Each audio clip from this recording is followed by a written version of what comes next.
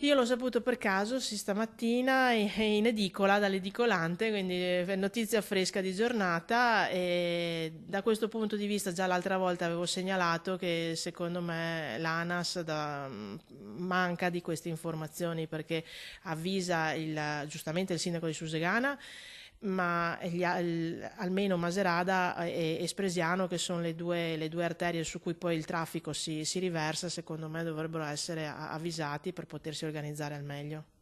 La chiusura del bypass Bailey non ha creato disagi solo a Ponte della Priula, la deviazione del traffico infatti ha avuto ripercussioni anche nel centro di Maserada. Siamo l'unico ponte di collegamento con la sinistra Piave nelle vicinanze a Susegana, quindi abbiamo un'intensificazione del traffico sulle nostre arterie stradali e questo impegna notevolmente la nostra polizia locale. Polizia locale impegnata poi anche in due incidenti stradali accaduti a Candelù e sul ponte di Salettuol che hanno creato ulteriori disagi al traffico. Una concomitanza di eventi che questa mattina ha provocato qualche problema anche a Spresiano. Sono stati i primi 15 minuti, la prima mezz'ora con qualche disguido, soprattutto in ordine alla segnaletica, poiché credo che insomma ci stia, anche i tecnici ANAS sono dovuti tornare a Spresiano e liberare i cartelli che avvisano che il ponte è chiuso.